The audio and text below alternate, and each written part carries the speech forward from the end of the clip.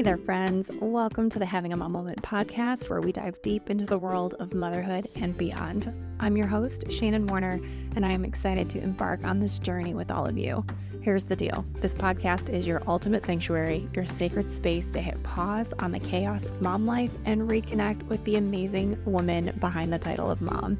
Yep, it's all about those precious mom moments because, let's face it, we all need a little more time for ourselves. Am I right? So what can you expect from our time together? Well, picture this. We'll be soaking up wisdom from fellow moms, sharing their stories and triumphs and how they've tapped into alignment on their own motherhood journeys. It's like a mom-to-mom chat over coffee, with a sprinkle of inspiration and a dash of humor thrown in for good measure. We're here to light up your soul, to remind you of your incredible power, and to celebrate the unique spark that makes you, you. Because when we take care of ourselves, we become unstoppable forces for good in the lives of those we love. So join me as we laugh, learn, and rediscover the magic of this crazy ride called motherhood together. Get ready for your weekly dose of connection and encouragement, because around here, we don't just mom. We mom with purpose and power in alignment with our true selves. Stay tuned, my friends. The adventure starts now.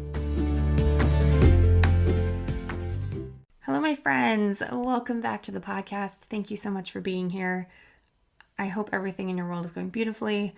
I hope your summer has been wonderful. I cannot believe how quickly it's going by. If you have kiddos that are school age, I know our summer is certainly punctuated by the first day of school. And I know it's coming quickly. And I know if you are in more southern locales than where I am, you may have started back already by the time this episode airs. So I see you. I know it happens so quick. I hope you've had a great summer. I hope you continue to make the best of the beautiful summer weather here in Michigan and those of us in the more northern states. We really feel like we have to maximize every single beautiful day. So we're making it a point to be outside as much as possible before we enter the slow descent into winter. So don't forget to carve out some time for yourself, and I hope you're making beautiful memories. And if you're not, and this summer's been tough, I'm sending you a big hug. This week, our guest is Christine Landis. She is a former CEO and founder of Peacock Parent. She shares with us, when I became a mom 5 years ago, I naturally leaned into the luxury of time and parenthood. As a former CEO, I was accustomed to striving for efficiency, delegating, and focusing on the bottom line. I decided to do the same in parenthood and make more joy the ultimate profit and treat time as a currency. At Peacock Parent, we apply the time is money principle to parenthood so that busy executive parents can proudly buy more time to enjoy the good life they've worked so hard to build. Listen, if you don't identify as an executive parent, this conversation is still for you. I think Christine is courageous enough to say the things out loud that a lot of us are thinking and feeling, but don't want to feel the backlash over, or don't even want to put actual words to the thoughts because it feels like we're not allowed to think or feel that way about different pieces of motherhood and parenthood. So while some of the suggestions that she offers are higher end, more concierge level services, we definitely talk about more affordable ways to help buy back your time. So this conversation is for all of you. I don't want you to think for a moment that I'm not talking to those of us who have felt the stretch of the current economic climate. We felt it in our household as well. I totally see you. But this is an important conversation, and there's good stuff in here for everyone. And I really hope you enjoy this conversation. Christine is lovely.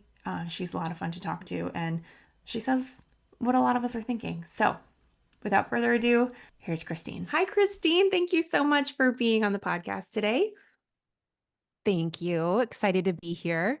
I'm excited to have you. I'm excited to have this conversation. I'm so excited that we connected because I think what you're here to share is so important and can be so impactful on a mother's journey. But could you share with us a little bit about your own journey into motherhood first? Okay, let's see. I have a 5-year-old and a 3-year-old, and I'm done. And boy and a girl, very lucky. So I sold my company, and 3 months later got pregnant. Okay. So it was one of those things that we were trying for a solid year and a half. So it's not like it was this complete surprise, but I think I'd almost gotten to this point of just accepting, okay, this will just take a while longer. And so to go, I think from a almost workaholic, very like powerhouse mentality, and then straight into, okay, this is about someone else, like, and it Yeah. starts when you get pregnant, it's whether it's the pressure to take care of your body differently and just again, start getting in this mindset of, okay, how do I prepare? How do I get ready? So, um, I think that the first year of my like motherhood journey, as far as starting in pregnancy was just a bit bizarre because I didn't know my identity whatsoever. I mean, it was one of those where I was used to being, Christine Landis, the president of NCC, and then all of a sudden I was again pregnant and not really knowing what a mother was yet either for me. So I just was in these Right. in between stages. So I was a little bit of a rough, I think, intro from that just like psychology perspective. And then, once the my son was born, I just got real lucky as far as I really applied all of these same like business best practices as far as like, okay, well, I don't know what I'm doing. So who can I hire to help teach me and educate me on this world of, motherhood and parenthood at large? And so I was able to get a night nurse, most importantly, a newborns care specialist who was able to just teach me about even like what a swaddle was and how to Mm. swaddle for that matter, and stimulation of light and, with a baby and really teach me. And so I think starting just in that zone of having that education and that hands-on training did wonders for my experience and my anxiety. Mm. Yeah, not we all, I think largely expect ourselves to know it all. And if we don't know it, to figure it out and learn it all on our own. And that's a lot to put on a new mom when you're exhausted and your body's doing things that you're very unfamiliar with, and the hormone shift and everything else and the huge identity change. So, did you know about these resources beforehand? Because I look back on my experience, my oldest was born in 2017, and I didn't even realize that these were options available to me. So no, I didn't know about them as far as anything mainstream. It wasn't talked about with my friends. I had one best friend from college who had gotten a night nurse, and she had I think a daughter that was a year or two older, and she was the one that said, "Oh, you need to get a night nurse." I'm like, "What are you even talking about? Who is Right. this person? What are they?" Like, um, and and she was like, "Yeah, I had one 7 days a week," and I thought to myself, "That's absurd. Like, why would you need that? That seems like overkill." And she was like, "Oh no, trust me." She's like, "You're like me, and you have more of that anxious brain and that wanting to control and wanting to know what's going on." And she was like, I thought so too. And I went from 5 days a week to 7 days a week within the first night that I was by myself, basically. And Wow. and so I think just having someone tell me that was okay, first of all, that you could have help, and that even if it was 7 days a week, that does not make you a bad mom. That does not mean that you're missing out on some major part of the experience.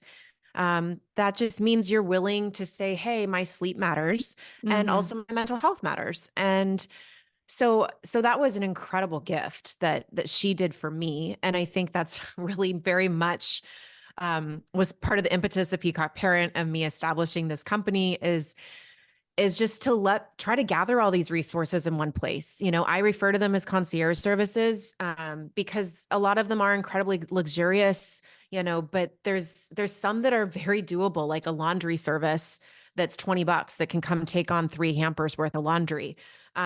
But there's just so many resources out there, I think, that every parent could use in some capacity. And it's just that we don't know about them. And then even if we do, we're like, well, is it worth it? Like, I mean, do I really want to spend the $20, or is this night nurse, like, what is she really going to teach me? Or is like, I can get up, like, I'm available, I'm capable, like, we just get in our own way. And so I think I'm trying to really help people push through a little bit of that kind of analysis by, paralysis feeling, and at least provide the information, and more importantly, provide the good people, like the best resources and the ones that really actually can do the job and do it well. Mm-hmm. Thank you for saying that there is the concierge, but there's also more accessible resources available, because we know not everybody has full access, but we all deserve it regardless of our ability to access it. You all deserve the support wherever you are in your journey, because we're not meant to do this alone, and no wonder we're so burned out and tired and exhausted because we're juggling so much of this. And I didn't I knew these pieces. I had a conversation several episodes back with a woman named Bianca, and she was like, let's not get the tasks of motherhood confused with actual motherhood and the relations of motherhood. They're two very different things. And it's not the good part of motherhood, the relational pieces that are burning you out. It's the laundry and the agenda and the planning everybody's, lunches and all of the things. Like that's what's exhausting. That's what's so draining. And we absolutely deserve support.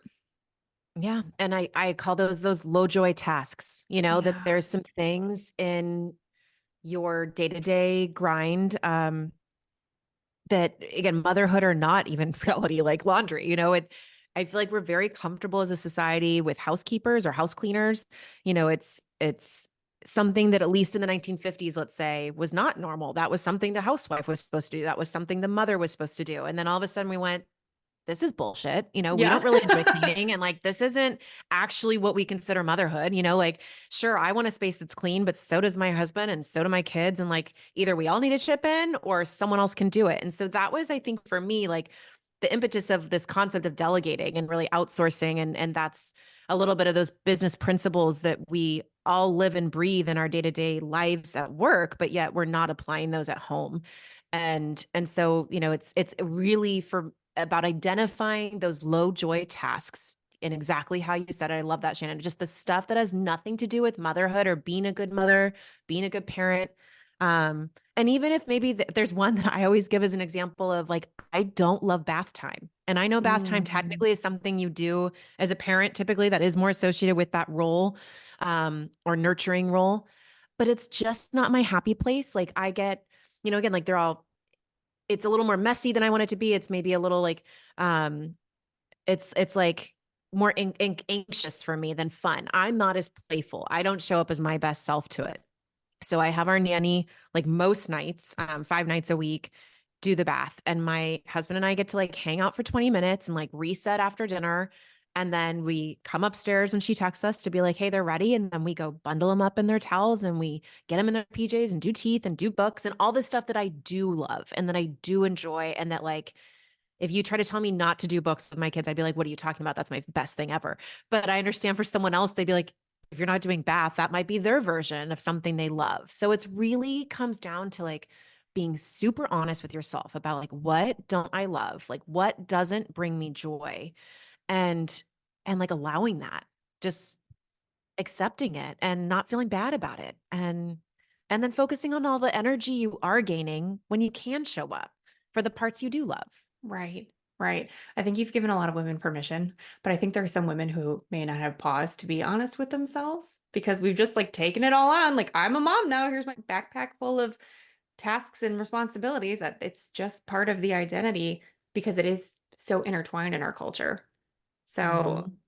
yeah, I think it's really free. And honestly, I'm being honest with myself, bath time's not my favorite time either. So, thank you for saying that. I'm like, it is messy. And I've said it on the podcast before, ruin my whole week with a tub poop. Like, you want to implode my week? Let my toddler poop in the tub. It's game over for me. I hate it. Like, And I think the permission comes from a place also of being, a lot of conversations that are important to have with your partner, of course, and expectations going into parenthood, but it's truly almost impossible until you're in it to fully get it. But um, you know, the reality is my husband doesn't enjoy bath time either. And so, and again, it doesn't mean we don't love our kids. It doesn't mean that we don't want to spend time with them, that we don't want to play with them and care for them and all those things. It's like, well, if you don't want to do it and I don't want to do it, then okay, then this probably is a worthwhile investment for us to pay someone to, stay that extra hour of their day and do bath time for us and help clean up the, mealtime afterwards while we're getting the kids to bed. Like that's, I think, a worthwhile extra, $35 an hour of, again, us investing in ourselves because it's not just something that takes it off my plate. It's taking it off his plate too. And that takes, I think, a conversation. And there might be some families that go, oh, rotating is what works for them, or that's the more economical option. Then of course, so be it. But I think there's something really powerful when you can sit down with your partner and have some really honest and open conversations about, I don't think I do enjoy this. And if you don't either, then what can we do about it? And then enter Peacock Parent of, okay, well, let's find the resource that can fill this gap for us. We've identified the gap. Now, what do we do? I think there's something to having these conversations with your spouse, especially if they grew up differently than you did. And I'm thinking of my own experience. My mother was always a working mom. We had a house cleaner a lot growing up because she was like, I don't want to do it. I don't have the time to do it. I have a young kid and I work. And my husband, on the other hand, his mom stayed home. There was three of them. She stayed home. She was available to do all. She's still that way. House is always clean. Laundry's always done. I mean, you're there for one day and she's like trying to pull your underwear off you to wash it. Like we are different women and I love her, but we are not the same. And I very early on was like, this is what you can expect from me in this marriage because I am not going to do that. Like, love that for her. That's not my journey.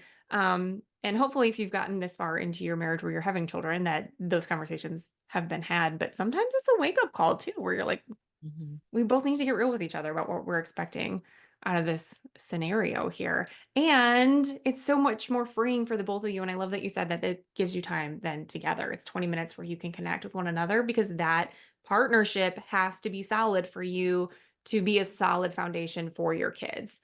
So not only are you giving back to yourself, giving back to each other, you're giving back to your kids and you're providing an opportunity for someone. There's an energetic exchange and a financial exchange in having your nanny for an extra hour. Absolutely. Yeah. I just preach everything you said. Yes. So can you please say more about running your home like a business? Because as someone who's worked my entire, in some capacity, my entire motherhood experience, and someone who has an operational background who hates touching things more than once, wants things to be as efficient and streamlined as possible, I haven't really thought about actually carrying that over into my home life because I'm just like going through the motions, right? So can you speak more to actually running your home and your life like a business? Yeah. So I think a lot of it is the planning and organization is one half of it. And I'll talk about that in a second. But it's also very much a mindset of, okay, in business, we are all about profit. And so every decision is made with that in mind of, is what's the price on this? What's the margins and how fast can we do it? Efficiency, first to market. And so I think I've really tried to apply like, what if joy is the profit for parenthood? And if we really shift and start thinking of it in those terms, then it's a lot easier to take a step back and go, okay, how do we get closer to that? Um, I think the other, really third part of the triangle of this whole running your home like a business is some of that team mentality that there is there is no one person in a business that is the expert in all things, in every division. There is sure a COO that is operationally able to like touch base and kind of have a general bigger picture, sure. And like the CEO is all about the vision and forward, CFO finances, all those things. Everyone has their expertise. Everyone is part of this team that's moving in the same direction. And I think that's kind of that third pillar for me where it's my husband and I are a part of, the team, yes, but so is our nanny. So is our housekeeper, like so is our parenting coach, so is our therapist. I mean, I could go on and on. I would say my personal trainer, the lady that comes to my house to do a massage. I mean, all these people that help me function better. And I think especially when you get down to your team of like, again, your family assistant or your nanny or the people that support the kids, including whether it's grandparents or not, it's really important to be on the same page. So, I have a weekly team meeting just like you would, at work, where you guys all want to get on the same page about what's coming down the pipeline that week, any big projects looking ahead. In our case, that's also talking about the kids and their behavior, and really, sharing about like, okay, like, at nighttime, what's going on with right now we're trying to get pull-ups off my 3-year-old at night. And it's like, okay, so let's start not giving her as much water at night and just get everyone on the same page about that. Some of those things you can email, but there's some stuff you might want to talk through. Going back to the kind of that first thing I was saying is these planning and organizing. So my husband and I also plan our week. Every single week, we sit down for a solid 50 minutes. It's on our calendar. We swear by our household calendar. And we both sit down and we talk through like a list of all the different things that are coming up in our week, the kids' activities, the drop offs, the schedules. And more importantly, like, is there time each of us needs that's alone time or quiet time, and when is our date nights? When do we have social time? But it really, it's kind of a three-prong approach there. And I know it's a lot of information, but really trying to prioritize the joy, think of that as your profit, and have a team mentality, including not just your husband and yourself or your partner, but really everyone that could possibly touch and influence your circle, and organizing and planning the shit out of your week. And otherwise, nothing else gets done and efficiency isn't going to be realized. You're so right. And even if you're saying, hey, from 6 to 7 on Thursday is downtime, you have intention set for that time. That's still scheduling. You're check the box done. Good for you. It doesn't all have to be, okay, I'm going to read a book. And then maybe I'll Mhm. hop on Duolingo because I want to be fluent in Spanish, even though I haven't mastered that in 20 years. Now's the time, just putting it on your calendar for all of those pieces is so important. I've learned that over and over again. I'm a planner girly. I love a hard copy. My husband and I are toying with getting the skylight calendar. My neighbor recently got one, and I'm like, hello, that looks like fun, and really, really beneficial. But if I don't plan, it does not happen. Even as a Mhm. dedicated planner, it has to be written down. It has to have a place in my week, or it all goes to shit. Forget it. It's not going to happen. Totally. And we like plan for fun is the truth. I know that Yeah, sounds like really lame, but not at all. it's like we plan our adventures with the kids. Like we start off every single day being like, okay, what activities do the kids have? Sometimes it is more the camp stuff, but it's also like, especially for my 3-year-old, she's not quite in school that, what are we doing with her? What is she going to be able to get out of the day? And so even on weekends, it's like Saturdays are our big adventure days as an entire family that again, it takes time to go, what do we want to commit to? What's our hours here? And what's realistic? Like, let's not say we're going to spend all day at Disneyland because that's probably not going to happen, but we can make SeaWorld happen. That's local. And, let's commit to a 3-hour SeaWorld trip. That's Mm, doable. And I think that's hmm really important too, is like setting yourself up for success. Absolutely. Can you say more about that, please? um, Setting yourself up for success. Let's see. I think it's really about setting realistic expectations. I think again, this goes back to a little bit of that permission of what do you actually enjoy? What do you want to do? Like my big thing honestly is like 3-4 hours max are adventure times. I mean, I'm not going to commit to 5 or 6 hours somewhere. That's just not going to be fun for me or anyone else. Oh, right. I'm not a big play date person.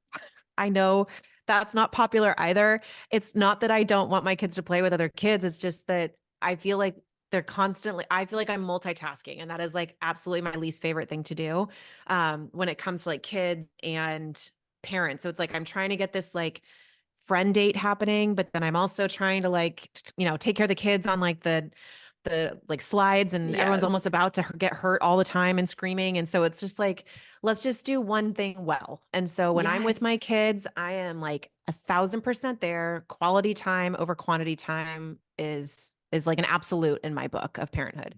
Um, and setting yourself up for success, like don't multitask when it comes to your kids. I think that's probably my best Mm, advice of don't bring your phone with you, leave it upstairs if you're going to do breakfast with the kids, or leave it somewhere else instead of the dinner table. But if you have to get stuff done, if you need to do work stuff, then great. Go in the other room, go get that done, but don't try to do both because right. you're not going to do either well and you're going to feel really shitty about it. Right. Um, Right. so I don't know if Yeah. that really answers your question, but Oh, that's yeah. Yeah. I love your quote unpopular opinions. I think they're great. I think they're giving a lot of women a lot of freedom because a lot of people are afraid to say this crap out loud because they're like, I don't like bath time. Oh no, I don't like this. Like people, I know there are people who are like, why are you a mother? Like, why? I'm sure you get all sorts of backlash. Oh, but every time you say it, it's like an exhale. Like, thank you. I also don't love play Mhm. dates. I hate kids' birthday parties. I don't even want to have them for my own kids. I hate them. I hate Oh my them. God. You I do know? not want a bouncy house. Like my kids, if both of my kids are in a bouncy house, totally cool. But any other kids that are in the bouncy house at a birthday party, I'm like, this is just a disaster. Like Yeah. it is, someone's crying every 5 minutes. It is like one of those things where I'm like, I know that this is supposed to be fun, but it is not fun for me. Right? Um, but yeah, I think I'll throw another one out you of just again my unpopular opinion. I I think babies are boring. And Oh, I fair. I don't think enough people talk about that, especially for new moms. I know that was really your opener, and I took a long way of answering that my journey, but it's like I had no idea how much they would sleep in the beginning and how there was nothing to do, that you were very much at your home, especially if sleep's a priority for you, and that you're just on this regimented every 3 to 4 hour feeds, and that it's just there's nothing to do. It's truly boring, and there's not a lot of bonding. I know everyone puts this pressure on you, of the mom especially, like you're supposed to be having these crazy connections even in your dreams with your child. Otherwise you're not doing it right. But it's Right. like there's nothing to do with them. I mean, you can hold them, of course, you can feed them and you can watch them, but I mean they're really blobs, and that's okay. And You're and right. that it really, the boredom though doesn't go away just from the newborn stage. I mean, they stay pretty boring for a while, until they Yeah. can really talk and start expressing themselves. And that doesn't happen till like 2 or 3. So I mean, you Yeah. have a solid couple years Yeah. of things being adorable, but not very what's the right word I'm looking for here? Like entertaining, or like Mentally exciting. stimulating, any of those Stimulating, things. exactly, like, Yeah. definitely not intellectually stimulating. I mean, No. that's where it's like boring is the best word I can describe for it, even though there's so much, love, and it's all new and you're discovering things and blah, blah, blah, blah, blah. But Yeah. yeah, I don't Yeah. think there's enough warning labels on like condoms, or maybe like even birth control. Like really, like that's what people need to understand, is like you're gonna be really bored for the first year or two. Yeah. And some people love it. And if that's your jam, I love that for you. But as someone who tends to overfunction and kept myself very busy in my workday, to like slam on the brakes. And both time, I mean, my babies were born, like I went into labor over the weekend. So it was like I finished my workday on Friday, and then Monday I was having a baby. And then it was just like slam on the brakes. And I'm like, what am I doing? Also, when I'm on demand with these boobs all of a sudden, like, Yeah. excuse me. Yeah. You're Yeah. right. I totally agree with you there. I had the same experience. It's fine in small doses, especially when you're like I could just sit here and watch some TV and snuggle for a few, but day after day, week after week, you know? Mhm. Yeah, Yeah. And yeah. that's where like oh God, now you're really gonna get me going. The Let's go. the other one that really gets to me is that whole it's all this like fear of missing out, and the days are long but the years are short, and you hear that from so many people, especially that are older, that have older kids. And it's not that I think they're liars. It's just it's not helpful, Correct. because it's so much easier to look back with rose-colored glasses and see a picture of a baby crawling or their first steps on a video, and all these things that of course are precious, and that you're so glad that we're a part of your life and your journey and your story. But it's like, be real with yourself. You're saying you want to go back to 365 days where you have no freedom of your time, that you are again on demand, whether it be feeding or just even being availability, and that this again blob isn't really giving you much, and like that. Right. And I don't think that's fair to so many of these new moms that just are again being told like, it's precious and just enjoy it. And it's like, but no, this isn't that enjoyable, and it's Yeah. not that we don't want to be here. It's not that we don't want to be a mom, but it's just, but stop making us feel bad that, there might be a few hours in the day that I don't want to be home with my baby, and that Yeah. I want to be at this appointment, or I do want to go back to work, or I want to go on a date with my husband, and that it's okay that I'm going to kind of try to find or attempt to find this balance. Yeah. I think social media is a blessing and a curse in that I did not have any women in my personal circle telling me those things. But the second I popped online to scroll because I'm sitting under this blob of a baby, that's where I found it, or the random Mhm. women out in public. It goes by so fast. Like, ugh, cherish every moment. I'm like, I don't even Mhm. know you. Keep Yep. it moving, please. Yeah. I love this. I love these viewpoints of yours. It's just so freeing. It's like just give yourself the permission, whatever the thing is that you don't like. I know there's some pieces that you have to maintain, but like what can you relinquish to somebody else? And if you have grandparents available, I know we don't all have them nearby. I know we don't all have living parents. My mother still works, so I know she's got limitations, but oftentimes if you ask, they're happy to jump in and Mhm. assist you with some of those things that have become so mundane to you. So even if it's like maybe you don't have a nanny, hey, Thursday, could you come over and wash these babies? They would love to see you, you know? Mhm. I think there's a lot of ways to navigate if you don't have a dedicated team member in addition to your family to move through some of these situations. Do you have other suggestions for families who maybe have limited resources to buy back some of their time?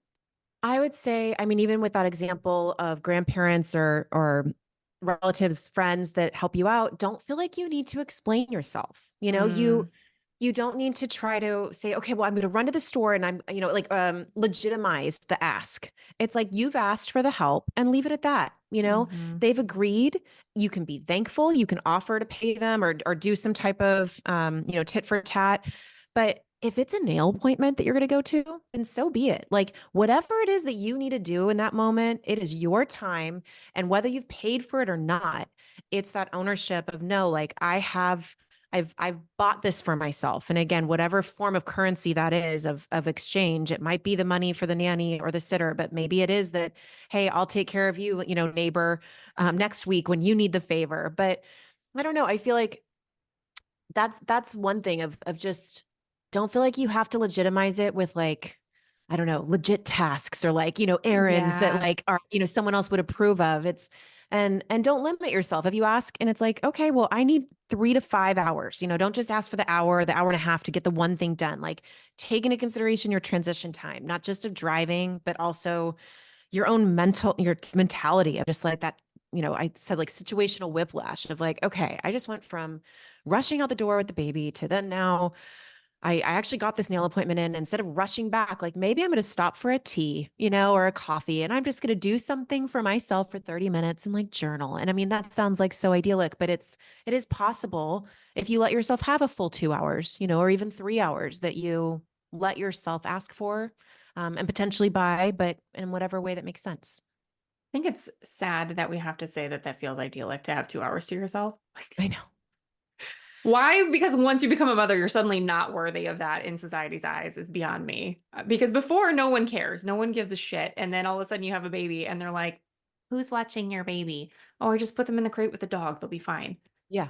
Or no, and that's another thing of just the running your home like a business. I guess the way it relates to Peacock Parent for me is you know, your time is valuable. And in Hmm. business, we know this time is Yeah. money, but we do not apply the same principle to parenthood, let Right. alone mothers. And that to me was what was so jarring, to go from, well, look, I'm not going to sit here all day and again, watch the blob just because I'm the mom. Like, I'm going Yeah. to go and get X, Y, and Z done, or I'm going to go do this to further my own self development or, self care, whatever it may be. And that just felt so obvious to me. And that is when I realized that that wasn't as obvious to other people and that it might be helpful for people to see how someone else has done it. And not that I think my way is better, um, my way definitely involves money. It's just the reality as far as buying that time. But it is a mentality at the end of the day of really valuing your time and that Hmm. everyone deserves that. And however, again, we kind of talked about however way you can reserve that time, create that time, buy back that time. There is just no apologizing for that. That's what you lose in parenthood is the freedom of controlling your time.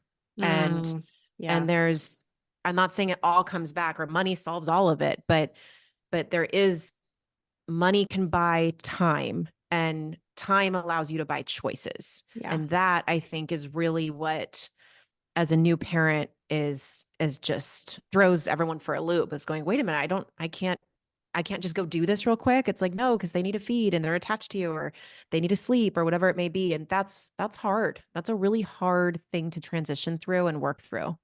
Absolutely. And we cannot ignore that most of that falls on the mother. Most of that burden falls on the mother, especially in the early years, especially if you're breastfeeding. I mean, you're feed your baby however you want. I don't care. That's your choice. But you're the food source for this baby. So that adds another layer to it. But I want to say too, entrepreneurs and business owners are told all the time, I know you can do it, pay someone else to do it because that is not your zone of genius. And Mhm. your results are going to go so much farther when you free up that bandwidth. And it's the same thing with the joy and then having the bandwidth to be more present for your children and do those things. So I think that falls right in line with what you're saying about running your home like a business. Now, please tell us all about Peacock Parent, how it came to be from your experience and what you're doing now. So yeah, so I mean, Peacock Parent it's meant to be this permission to buy back time for joy, and more importantly, not just kind of sit on a pedestal and tell people what to do, but I wanted to have like actionable, guides or insights or resources for people to come and actually say, okay, well, I've bought in on this concept of a family assistant. And, you asked earlier, like, what can someone do that might have all the means to get, everything on my list or in my life? But like a virtual family assistant, that's my number one recommendation for every single family. I vetted pretty much all of them, it feels like. Wow. And that's, again, a really big piece to me of Peacock Parent is that we're vetting these concierge services completely unbiased. So it's very much like Consumer Reports, with like a dash of Angie's List and Groupon, because my goal is to make all these services more accessible. Mm, So everyone we're dealing with, we don't get any referral fees. We ask that they pass it on entirely to Peacock Parents so that you can be trying out these different services that might work for your family. And more importantly, know that, hey, this one actually works for what what we're telling you it does. And again, my best example here is like a virtual family assistant, someone that anything you would normally Google or that you would need to research yourself.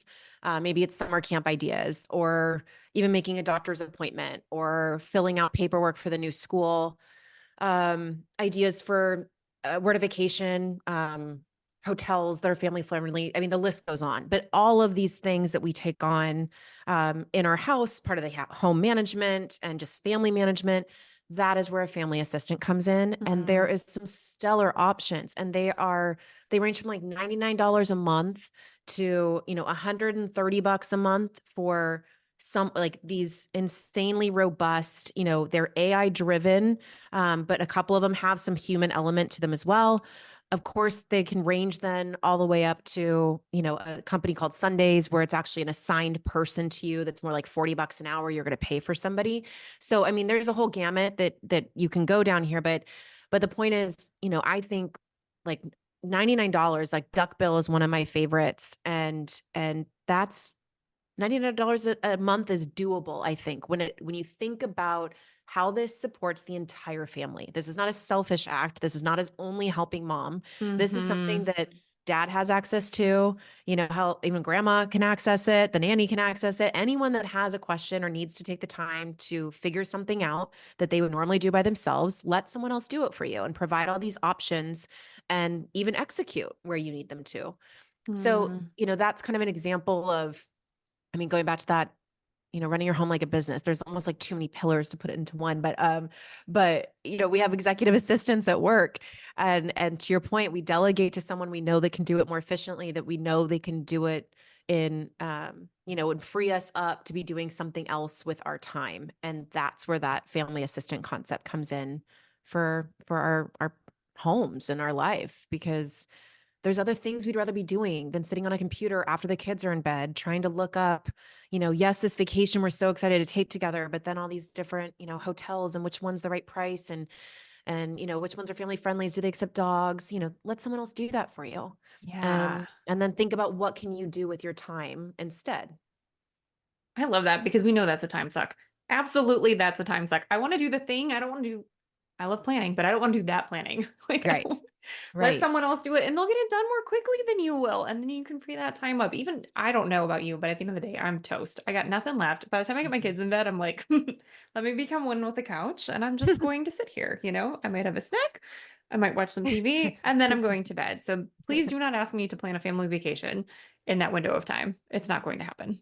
Totally. So then in reality, it happens either in between your work hours when it's like that's supposed to be your break from when you already then push your limits, at work, or it's maybe multitasking while you're with your kids or while they're taking the bath, you're on your phone, and it's Yep. like that's when you start kind of going, wait a minute, like now I'm in all these different places at once. And so, I think again, that opportunity cost of your time of, okay, well, I'm not spending my time doing that, then is that freeing up my not only physical time, but also my energy and my mental headspace worrying about it, or even like starting to get like stressed out knowing it's on my to do and I keep kind of putting it aside. I mean, all of those those count as like weights, and a currency that we don't capture very well in parenthood. And it's easy to just stick to dollar figures when it comes down to like this costs $99 a month, and what is my hourly rate, and then try to do that math. And it seems so simple, but there's more to the equation that we're not taking consideration. It's like, what's the value of your joy? Mm-hmm.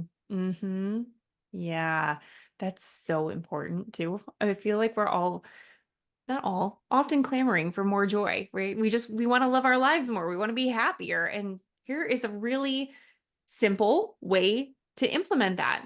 And we deserve that, all of us. And I love that you keep bringing it back. It's not just you, mom, that it benefits. It's going to benefit everybody.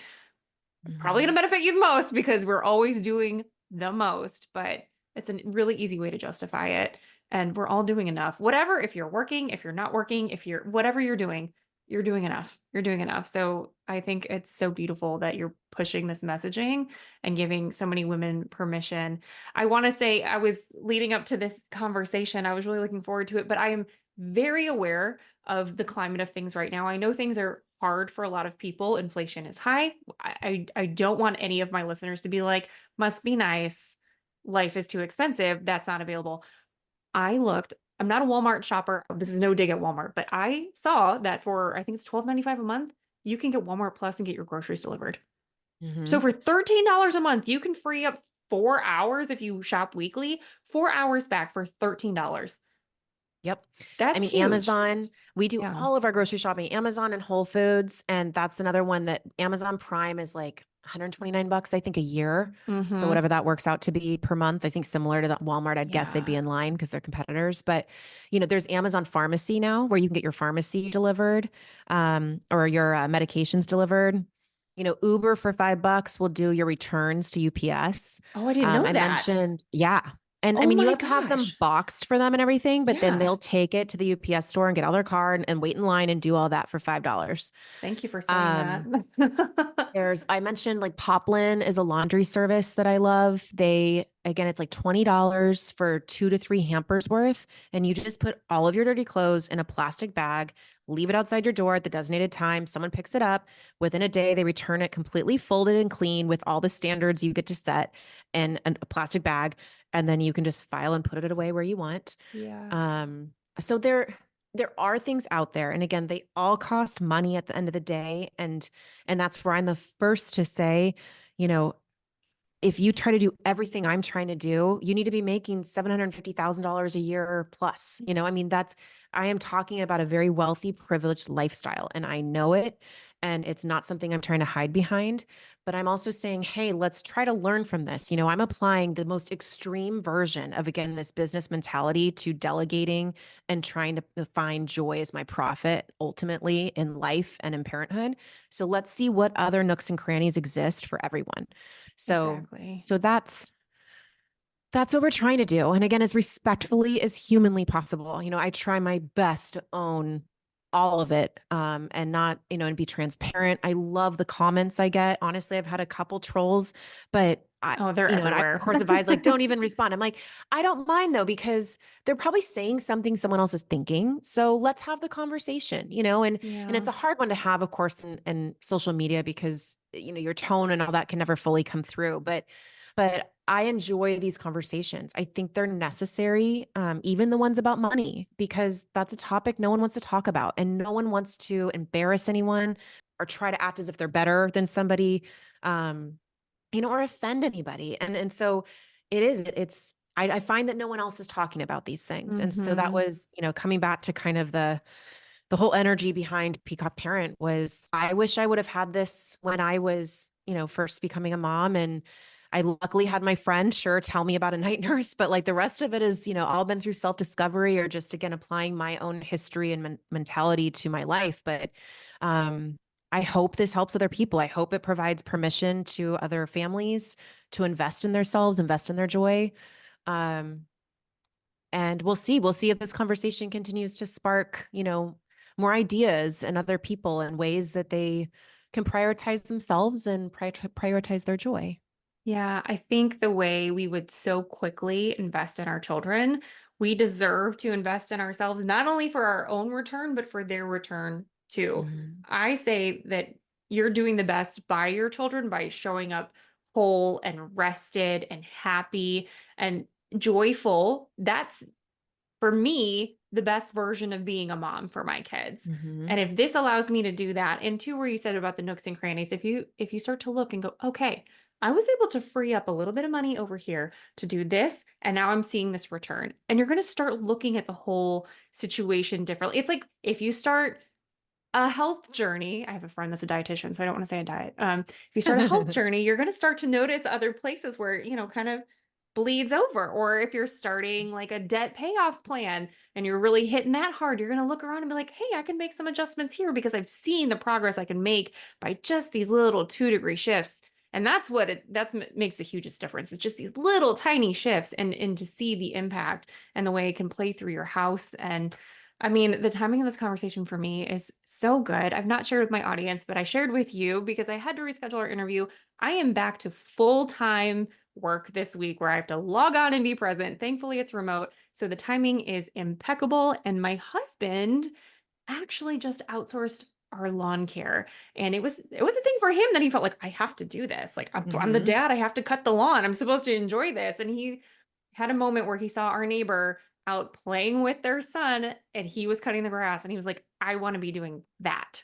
I don't want to Mm-hmm. be doing this. And there's I think he's 12-year-old kid in the neighborhood who now cuts our yard for $30. He weeds, he edges, everything else. I'm like, I would happily give him $30 to do this, right? Thank you so much.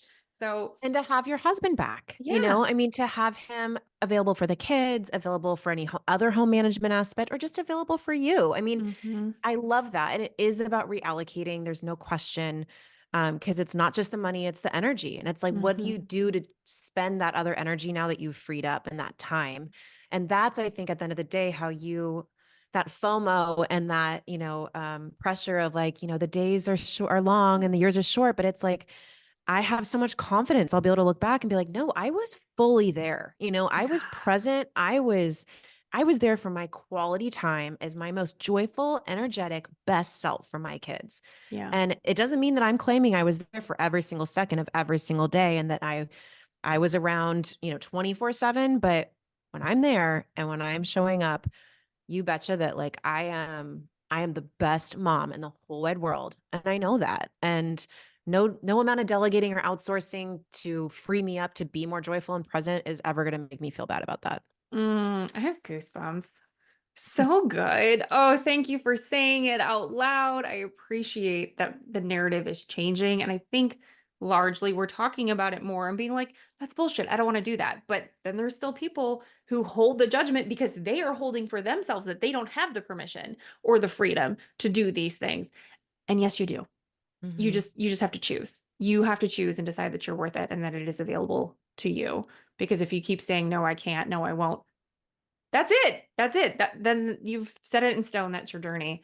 Mhm. So I so appreciate what you're putting out there. Can you tell us more about what people can find when they visit Peacock Parent? So peacockparent.com, there's free guides that are all delegation guides and how to talk to your partner and convince them to hire help at home. Kind of a starter guide of how do I even hire help, 99 tasks you can delegate to whether it's be a housekeeper, a family assistant, a virtual assistant, just to kind of get the ideas rolling. So all of those are free. There's a blog that I'm obsessed with that, again, there's a team helping me with it, but we've really tried to dive into topics again that no one else is talking about and related to, again, delegation tips, outsourcing, but all in the realm of parenthood and home management and time management, of course. And what else? There's the vetted services. So right now they're all free to access, but we have all of the services in different categories of what, the partners that we have found that are the best and what they do, have preferred pricing available. Again, no kickback from us, completely unbiased. Eventually that will be gated behind Peacock Concierge which will have a whole way of matching up the value of your joy and time as a family to what services will actually make sense for you. So it's trying to cut through a lot of that, even time of someone having to come to my site being like, okay, I can't do the personal chef. I can't do that. What can I do? And so I'm really trying to get again, a system that can match people up a lot better and then give them the option, of course, of if they want to do anything. But that's the idea. So, Love that. Instagram is the other place that I'm at the most. So would love a follow if anyone's listening. Again, at Peacock Parent, and come join the conversation. Yeah, have the conversation. Continue having the conversation. That is how we move forward as a collective, because we don't need motherhood to be anywhere difficult or isolating than it can be. So continue the conversation, please, please. So good. Okay, you've covered all my usual questions, except what is your favorite way to reconnect to yourself in motherhood now that you've freed up some of your time and energy? I mean, I want to say therapy, even though that involves another person. Let's see. I'm obsessed with adult coloring. It's something I like talk about all the time. And I never in my wildest dreams thought that I would be this like, a person that's adult coloring this much in their life. But truly, as far as reconnecting with myself, I think a lot of it is introspective. It is, it is journaling. It is a form of therapy for me. It is, I think, giving myself permission to have that time to do something that is kind of mindless on purpose, that is, it's purely about me, that doesn't have a lot of function or form or purpose. I will say I love mandalas. So in reality, I still do feel actually very Same. productive after it, because I look at it and I'm like, this is so beautiful. Oh my God, I'm a true artist. Yeah. And actually my kids, I like really do enjoy showing them. And of course my son always tells me, Mom, it's beautiful. But he says that like every time. So it's still wonderful and I still take it. But yeah, I mean, I don't know if it's the reconnecting takes time. There's no quick fix for it, is the truth, especially in those early years when you're kind of reevaluating your identity as a mom and a person and a human and a woman and a partner.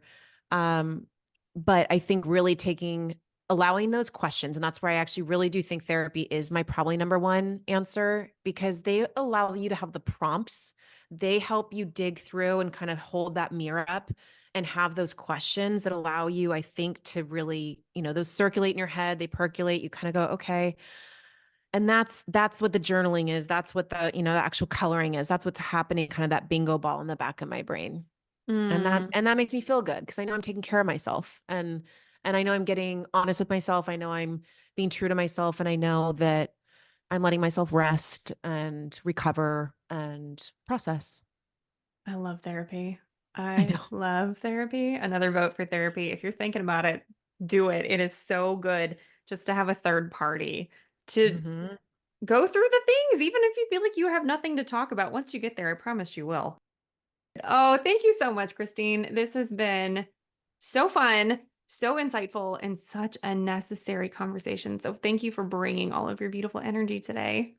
Thanks. I really appreciate you asking me to be on. It's such an opportunity. So I will continue to be rooting for your journey back into the workforce and balancing it all. And I hope you continue to do all this mentorship, because I also think that is such a huge missing piece for new moms, to really be able to have someone to ask questions to that have been there before. Again, I go back to the business side of things, and it's like, you have mentors in business, you have people that you look up to that you can go to for questions, that there's a ladder to climb, so to speak.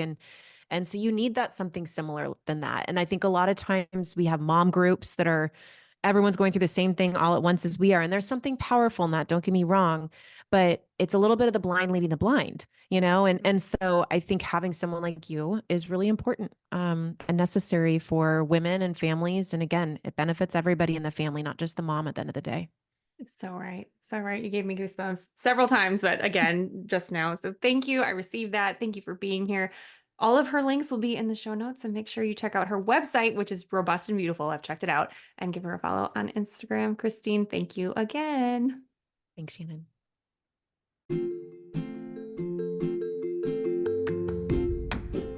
That's a wrap on another episode of the Having a Mom Moment podcast. Thank you so much for tuning in and for sharing this space with us today. Before you go, don't forget to check out the show notes for any links or resources mentioned in today's episode. And hey, while you're at it, why not give me a follow on Instagram and Facebook at Having a Mom Moment? You can also visit havingамommoment.com for even more mom-inspired resources. If you've enjoyed today's conversation as much as I have, please be sure to hit that subscribe button so you never miss out on future episodes. And it would mean so much if you leave us a glowing 5-star review on your favorite podcast platform. Until next time, remember to embrace those mom moments, find alignment in your journey, and always honor the incredible woman you are. Take care, friends, and we'll see you on the next episode.